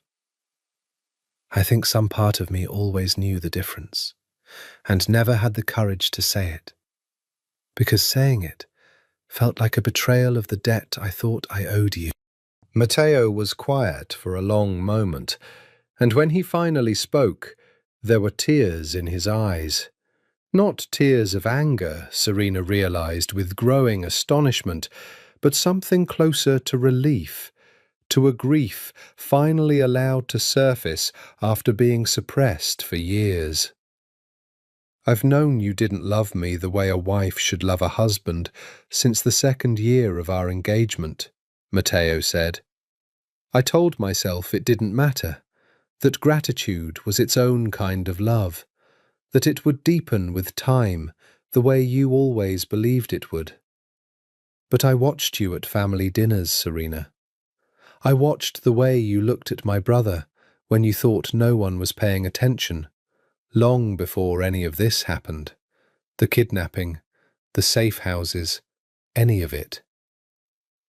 I think I've known, on some level, since before I ever proposed to you, that the two of you belonged together, and that I was standing in the way of something neither of you would ever let yourselves reach for while I was still in the picture.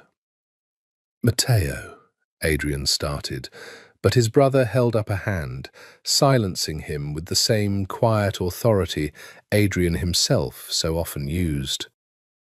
Let me finish, Matteo said, because this matters more than either of you understand yet.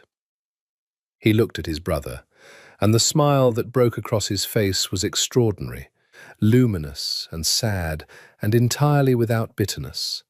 The smile of a man setting down a weight he had carried for years without ever admitting its true shape. When I asked you to marry Serena if I didn't come back, I wasn't joking. And I wasn't simply asking you to protect her out of duty. I meant it as a gift, Adrian. I have spent years watching you give up everything, your own happiness, your own future, every soft thing you were ever allowed to want for this family, for me.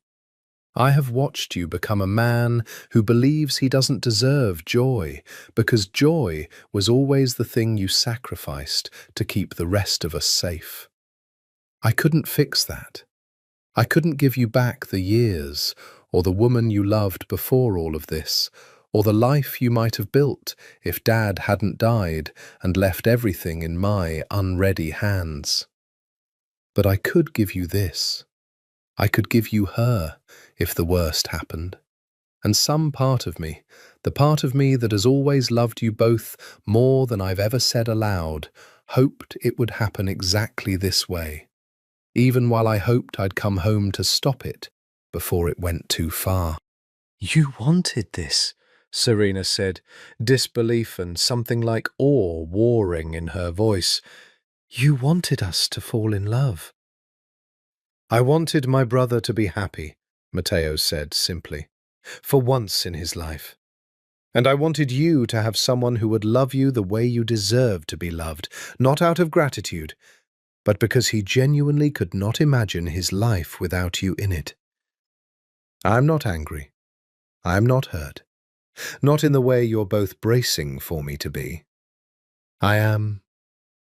His voice caught, finally, the composure cracking. I am relieved, more than I can tell you, that the two people I love most in this world found each other, even if I had to disappear to make it happen. Adrian crossed the room and pulled his brother into an embrace that held 15 years of complicated love, 3 months of grief, and a gratitude too large for words. And Serena watched the two De Luca brothers hold each other in the fading afternoon light, understanding that whatever came next, the traitor still to be exposed, the danger still circling the family they all belonged to, the three of them were, for the first time, standing on the same side of a truth none of them had dared speak until now. Matteo's return could not be announced publicly, not yet, not while the true architect of the betrayal still believed him dead, and remained, therefore, careless in ways he would never be again once he knew the truth. For 2 weeks, Matteo moved through the penthouse like a ghost, seen only by Adrian, Serena, and Costa, while the three of them pieced together, from records Matteo had smuggled out of Sicily and intelligence Costa's network had gathered in his absence, exactly who had been feeding information to the Moretti family. It was not Salvatore. That was the first devastating revelation.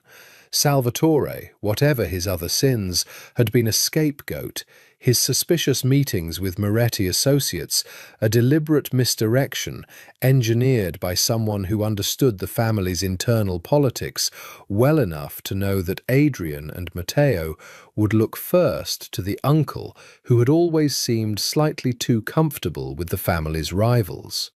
"It's Costa," Matteo said quietly, on the 14th night of his hidden return, spreading a series of financial records across the penthouse's dining table. "I'm sorry, Adrian.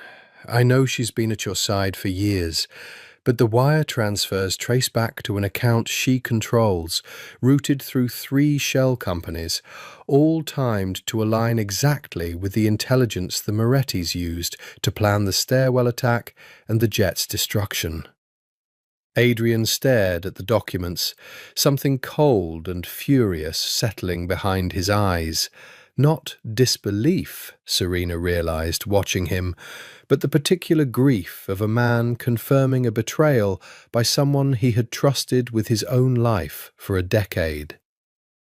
"She had access to everything," he said quietly. "Every safe house, every route. She's the only person besides the 3 of us who knew where we'd be at any given moment for the past 3 months." "Which means," Serena said, the architect in her already assembling the structure of what needed to happen next, "she doesn't know Matteo is alive. Which means we have one advantage she doesn't know we possess." They planned it over the following week with the same careful precision Adrian brought to every operation. A false lead deliberately leaked through a channel only Costa could access, suggesting Adrian intended to move Serena to a property in the Hudson Valley for a final security sweep before the family's holdings were fully secured.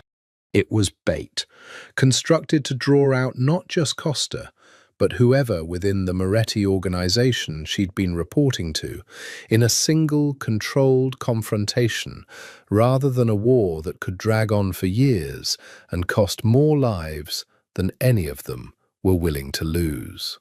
"You don't have to be there," Adrian told Serena the night before, his hands cupping her face with a tenderness that hadn't dimmed despite the danger gathering around them. "I can end this without putting you back in harm's way." "I've spent 3 months learning that hiding doesn't make me safer," Serena said. "It just makes me a target who doesn't know she's being hunted. I'd rather stand beside you and see this finished." Matteo, listening from the doorway, smiled the particular smile he'd worn more and more often since his return. Sadder now, wiser, the smile of a man who had traded his old life for a clearer understanding of the people he loved.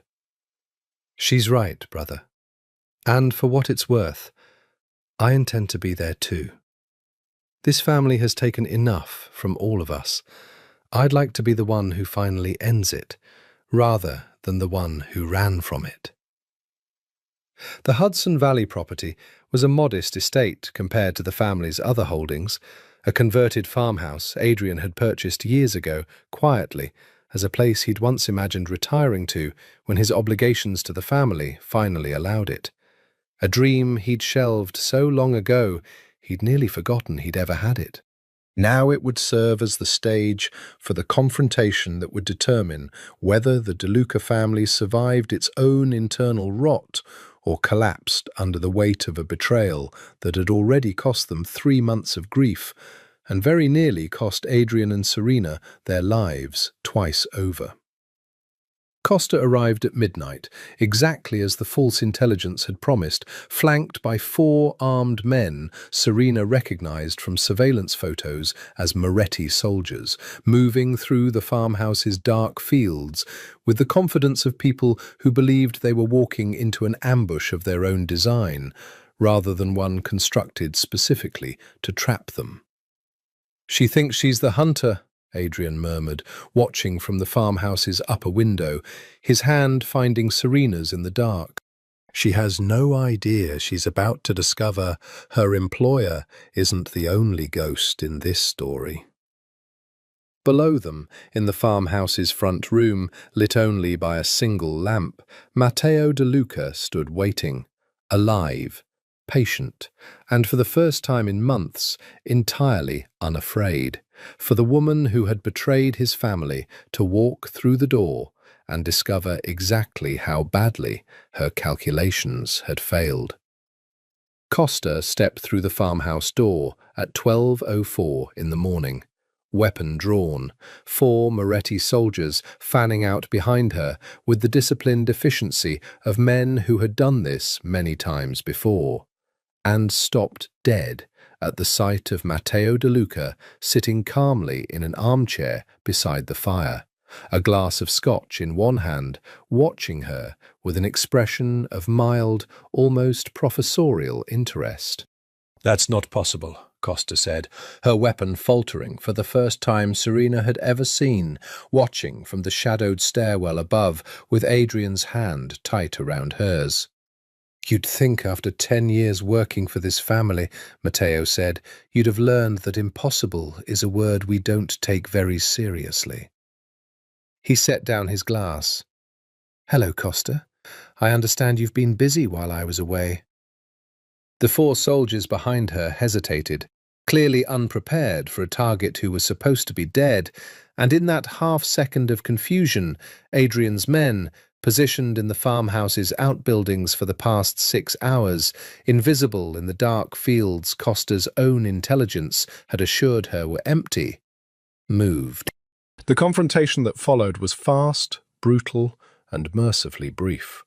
3 of the 4 Moretti soldiers subdued within moments, the 4th cut down by Adrian himself as he burst through the farmhouse's side door, having abandoned the upstairs window the instant the shooting began, some old instinct refusing to let Serena remain unprotected even for the length of a planned operation.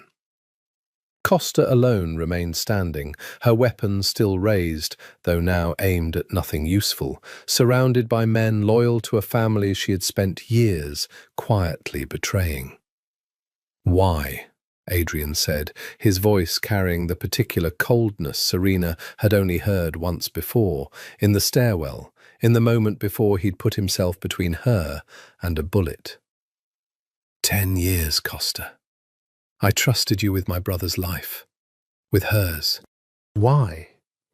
Because this family was never going to give me what I'd earned, Costa said, and something bitter and long-simmering broke free in her voice, a decade of quiet resentment finally given permission to speak.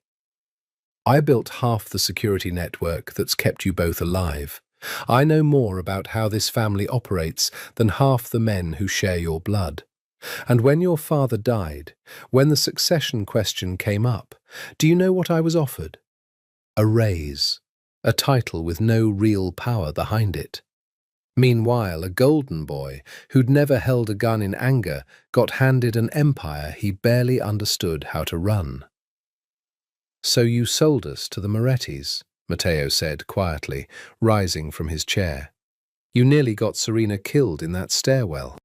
You blew up my jet, Costa, with a pilot and a co-pilot aboard who had families, who had nothing to do with your grievances against this one. Something in Costa's face flickered at that, the first genuine crack in her composure, a flash of something that might, in a different life, have been guilt. That was never supposed to happen, she said. The plane was meant to be intercepted, not destroyed. The Morettis moved faster than I authorized. I didn't want anyone dead. I wanted leverage. I wanted a family that finally saw what I was worth.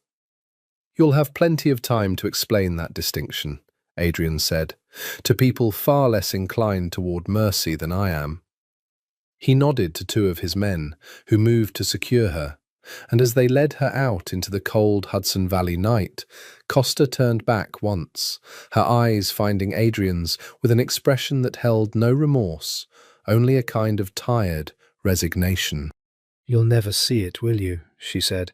How much this family costs the people who serve it if they're not born into the right last name. Adrian did not answer, He watched her go in silence, and Serena, coming down the stairs at last, understood. Watching the particular grief that moved across his face, that even now, even having just narrowly survived the confrontation that finally ended a betrayal 3 months in the making, Adrian DeLuca carried the weight of every person his family had ever failed, whether or not their betrayal had been justified. "It's over," Matteo said, crossing the room to embrace his brother, then Serena, holding both of them with the particular gratitude of a man who had risked everything on a gamble that had, against considerable odds, finally paid off.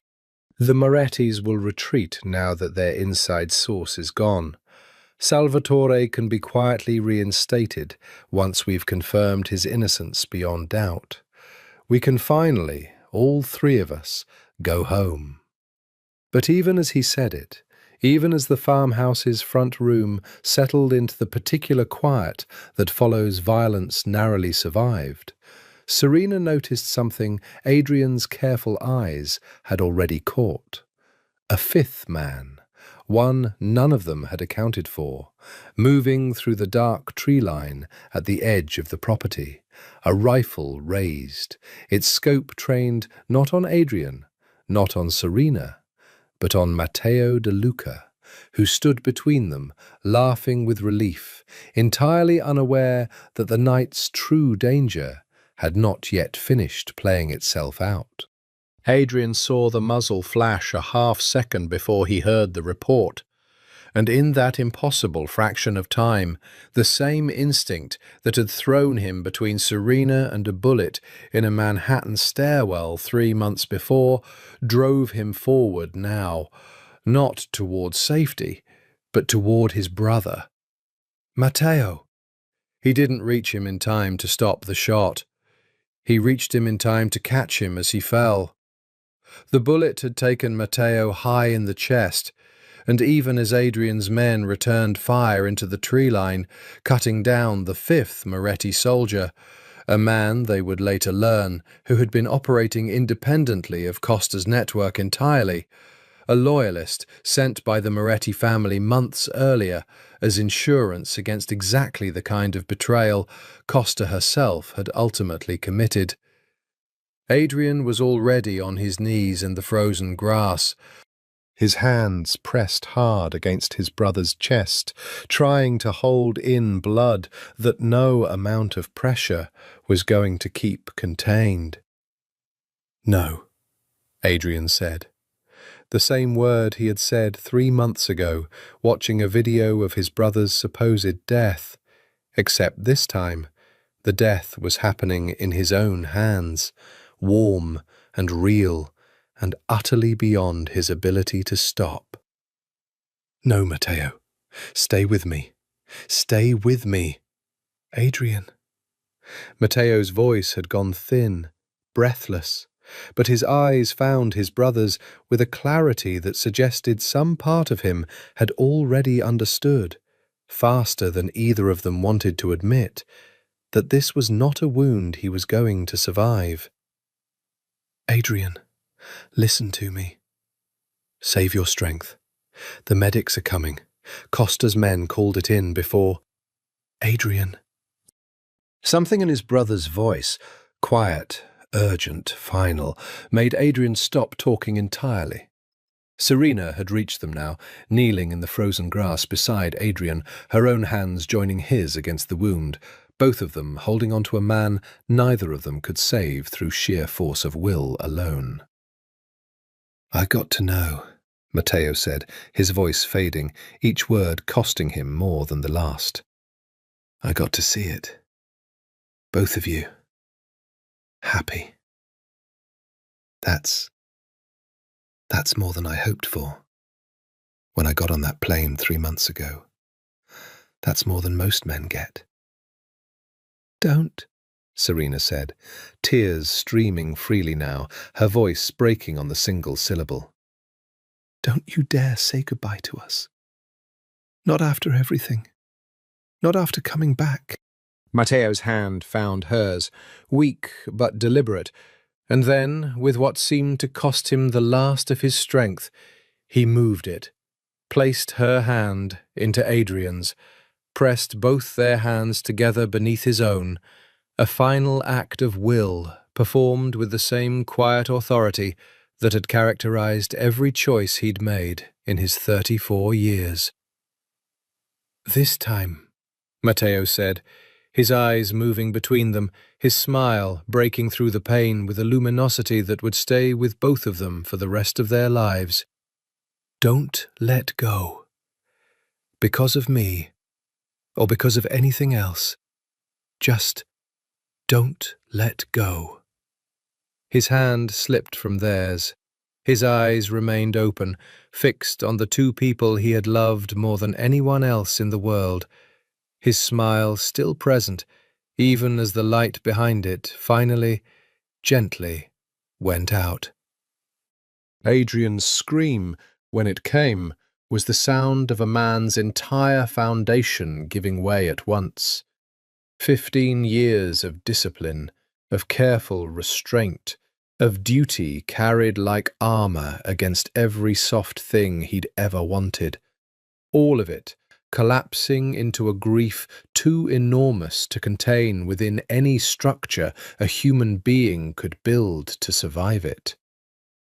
Serena held him as he wept over his brother's body in the frozen Hudson Valley grass, the medics arriving too late to do anything but confirm what all three of them already knew and understood, even through her own devastating grief, that whatever came next, however they built a life together from the wreckage of everything Matteo had sacrificed to give it to them, they would carry him with them, always, in every choice, every happiness, every future they were now, finally, free to build.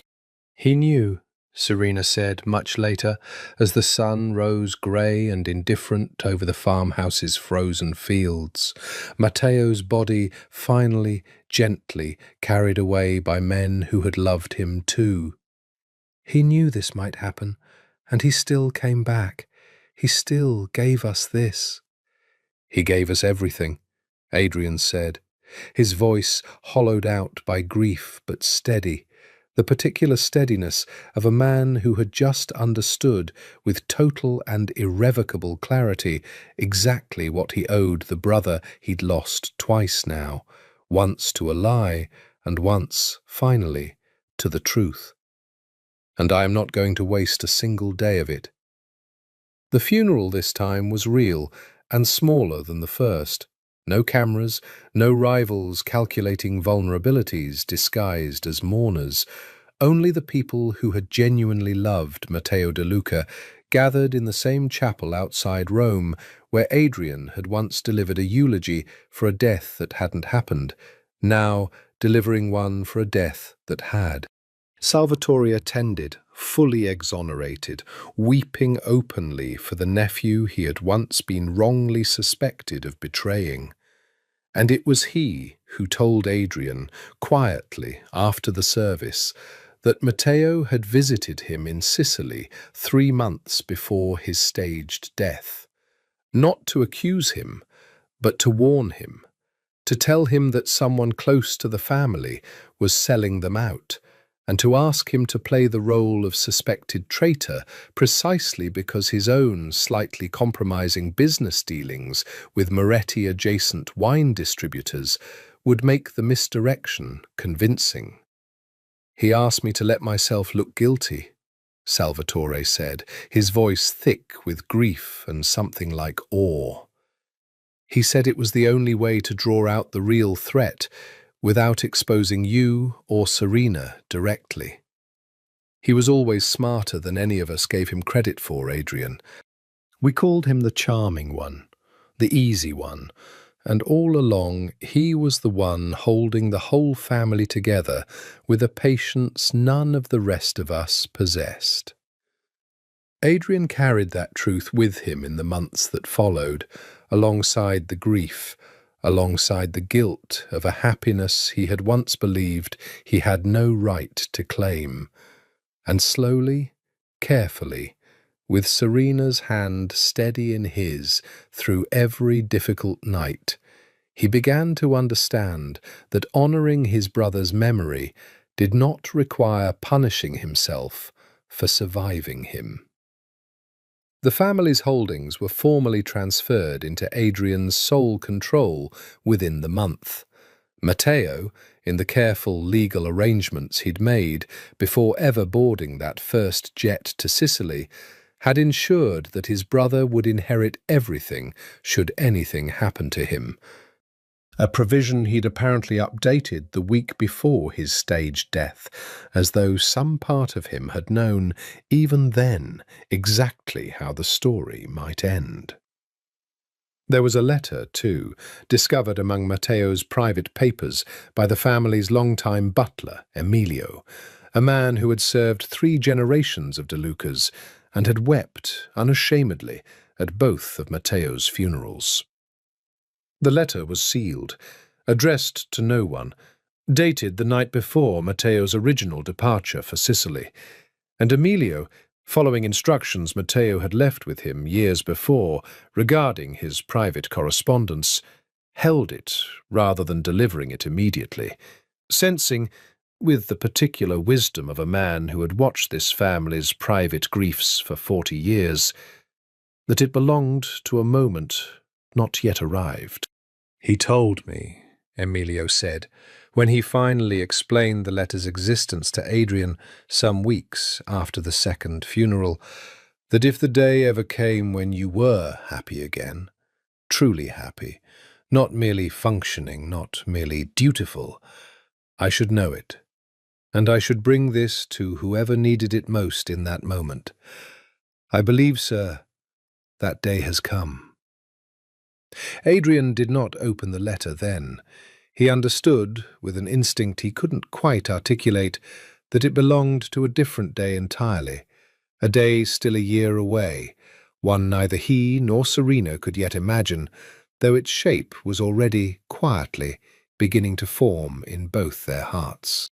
In the meantime, there was a family to rebuild, an empire to steady, and a grief to carry that would never entirely lift, only change shape over time, the way Adrian had once described his own old wound to Serena beside a fire in Amalfi.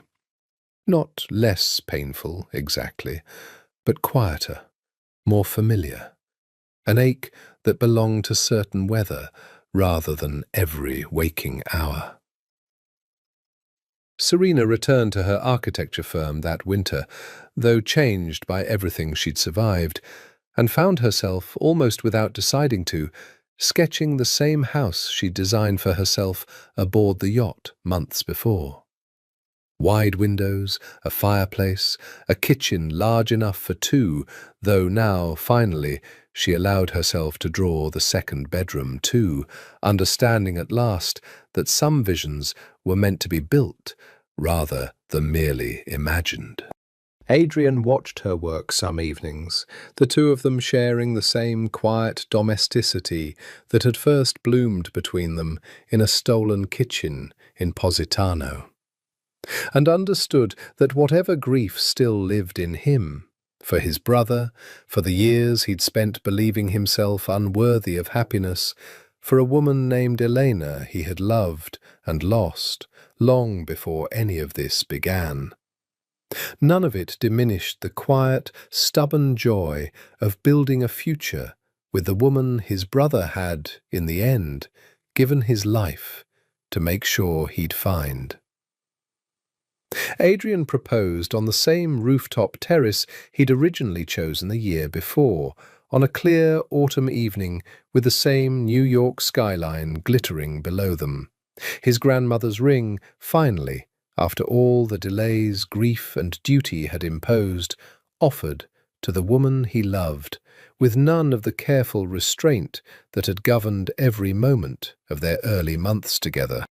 "I chose this ring for you a year ago," he said, kneeling on the terrace where he'd once told her the rules of a marriage that was only ever meant to be a performance, before everything changed, before I understood how much more I wanted from you than a cover story and careful distance. I've waited a year to ask you this properly because I wanted to be certain, for both our sakes and for his, that we weren't simply grieving our way into each other's arms. I'm certain now. I have never been more certain of anything in my life. Serena Ashford, will you marry me? Not for gratitude, not for duty, not because anyone asked it of either of us, but because I cannot imagine a single day of my future that doesn't have you in it. She said yes, with tears streaming down her face, laughing through the enormity of it. And when he slid the ring onto her finger, the same finger that had once carried a very different ring, given for very different reasons, she understood that she was not replacing one DeLuca with another, but finally, fully, choosing the life she actually wanted, rather than the one gratitude had assigned her. They were married the following spring, in a garden overlooking Lake Como, chosen because Matteo had once told Adrian, years before any of this began, that it was the most beautiful place either of them had ever seen, a place their mother had taken them as boys, back when the family had still felt, however briefly, like something uncomplicated and whole. The ceremony was small, family only, the DeLuca captains and cousins who had earned genuine trust rather than mere blood loyalty, Salvatore weeping again, as he had at both funerals, though this time from a joy so complete it seemed to erase, briefly, every hard year that had come before it.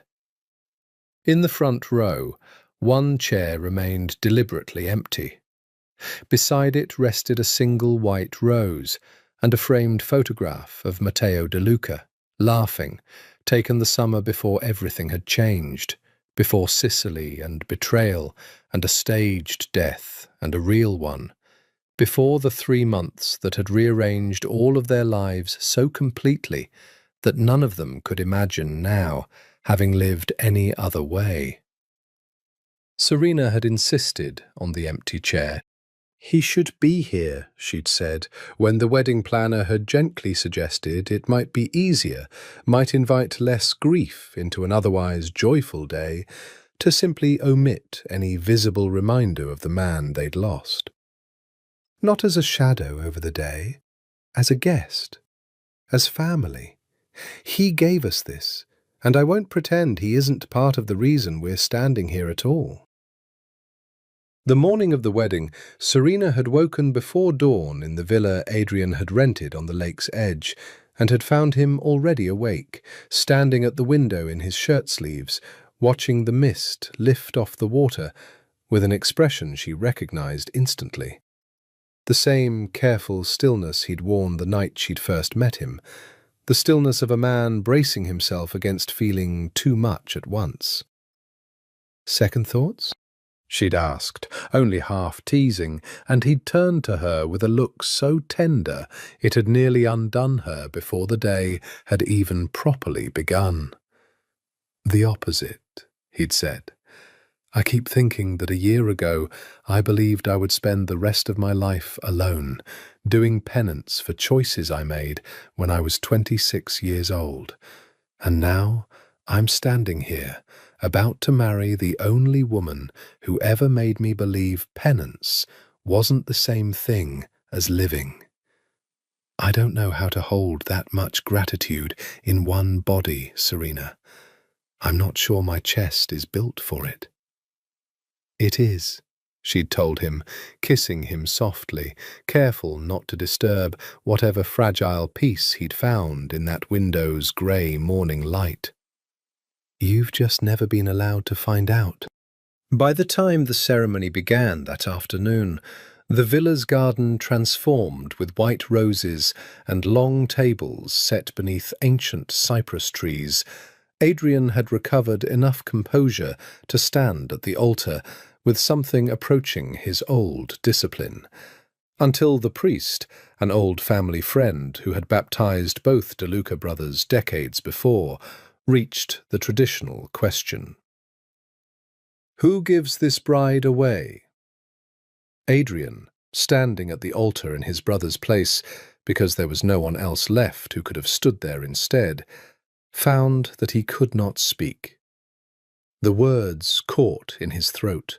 15 months of grief and love and impossible gratitude rising all at once, and for a long moment the garden fell silent, waiting, while Adrian De Luca, a man who had spent his entire life disciplining himself against exactly this kind of visible feeling, simply could not find the words to answer a question that belonged, in every way that mattered, to a brother who was no longer there to ask it. It was Emilio, standing at the edge of the garden in his formal black suit, who stepped forward then, holding in his weathered hands the sealed letter he had carried unopened for over a year, waiting for exactly this moment to arrive.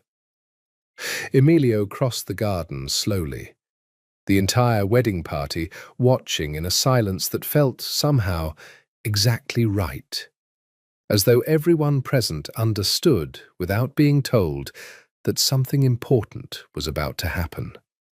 Something that belonged as much to the man who wasn't there as to the two who stood at the altar. Mr. Matteo left this with me, Emilio said, his voice thick with an emotion he'd carried quietly for a very long time.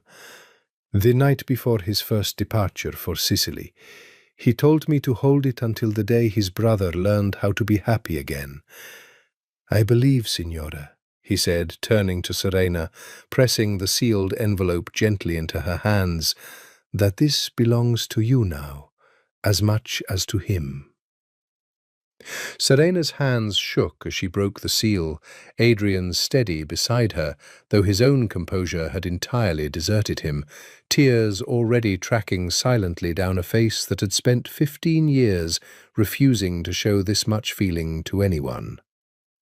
Inside was a single folded page, and on it, in Matteo's familiar looping handwriting, one sentence, written the night before he'd boarded a plane he'd known might never bring him home. Written by a man who had understood, even then, exactly what he hoped his sacrifice might buy for the two people he loved most in the world. If you're reading this, it means my brother has finally learned how to be happy. He belongs with you. And you have always been my family. The garden fell utterly silent. Serena read the words aloud, her voice breaking on the final sentence, and beside her, Adrian De Luca, the coldest, most disciplined man in a family built on discipline and cold calculation, a man who had once given up a woman he loved without a single visible tear, who had buried his brother twice and never once allowed himself to break in front of witnesses, finally, completely, wept. He wept for Matteo, for the years of complicated love between two brothers raised in the shadow of a violent inheritance neither of them had chosen. He wept for Elena, the woman he'd loved and lost 15 years before, whose sacrifice had taught him, however painfully, the particular grammar of loving someone enough to let them go. He wept for every year he'd spent believing joy was something other people were allowed to have, a belief his brother had spent his entire adult life quietly, patiently trying to dismantle, right up until the moment he'd given his own life to finish the job completely. Serena held his hand through all of it, standing at an altar overlooking the still silver water of Lake Como, understanding, with the particular clarity of a woman who had spent the past 15 months learning to read this man's every silence, that this grief and this joy were not separate things, had never been separate things, not for Adrian, not for Matteo, not for any of them. They were the same enormous, complicated love, simply wearing different faces depending on the day. When the priest asked again, gently, whether the wedding might proceed, it was Serena herself who answered, turning to address not the priest, but the empty chair in the front row, the white rose resting beside Matteo's photograph, catching the late afternoon light.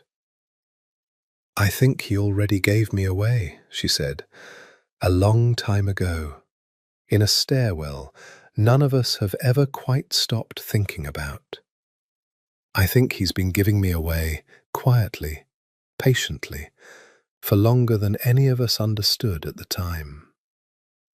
She turned back to Adrian, taking both his hands in hers, steadying him the way he had once steadied her through 100 small terrors. "I'm ready, if you are." "I've been ready since the day he entrusted you to me," Adrian said, his voice raw but entirely certain, though it took me far too long to understand what that meant. They were married as the sun began its slow descent over Lake Como, gold light spilling across the water, across the garden, across a single empty chair that held, in its quiet way, as much presence at that wedding as any living guest. Adrian De Luca, a man who had spent his life believing himself built only for duty, for sacrifice, for the cold calculations of protecting people he loved by denying himself everything soft and good, stood at that altar and wept openly, joyfully, for the first time in 15 years, understanding at last that his brother's final gift had never really been a request to marry the woman he loved. It had been permission, finally, patiently, lovingly given for Adrian to become the kind of man capable of happiness at all. 1 year later, on the anniversary of that wedding, Serena would find Adrian standing on the same terrace where he'd first proposed, watching the New York skyline with an expression she'd come to recognize as peace rather than the old, careful vigilance that had once been the only expression he allowed himself.